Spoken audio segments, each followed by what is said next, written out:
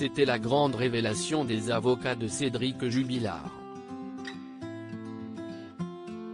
Lors de leur demande de remise en liberté du plaquiste, actuellement incarcéré provisoirement et mis en examen pour meurtre sur conjoint dans l'affaire de la disparition de son épouse Delphine Jubilard, ils avançaient des éléments jamais révélés au public auparavant. Ils expliquaient qu'un homme originaire d'Albi, Tarn, avait écrit à 2 reprises à sa compagne le 25 décembre 2020, pour lui avouer le meurtre de l'infirmière de 33 ans.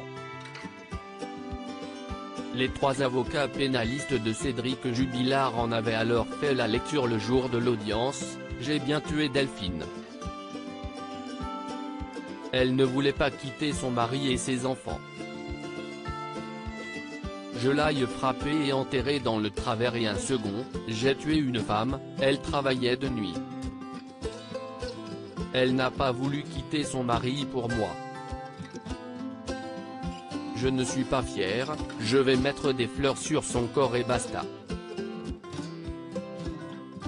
Des messages énigmatiques qui ont tout de suite été creusés par les gendarmes en charge de l'enquête. Cet homme a été auditionné à 2 reprises, sans résultat probant. D'après ses déclarations, il aurait simplement voulu effrayer sa compagne. S'il semble s'agir d'une mauvaise blague, compte tenu de la médiatisation de l'affaire, Mehalari est persuadé qu'il aurait fallu approfondir cette piste. On a quand même un homme qui a écrit à sa femme en s'accusant du meurtre de Delphine Jubilard. Ils l'ont auditionné, et il a dit qu'il avait fait ça simplement pour faire peur à son épouse. Cette dernière n'a même pas été auditionnée, déplorait le pénaliste dans les colonnes de Femmes Actuelles. Celle du rôdeur, celle de la voiture lancée à vive allure qui l'aurait fauché, celle de la femme vengeresse de l'amant.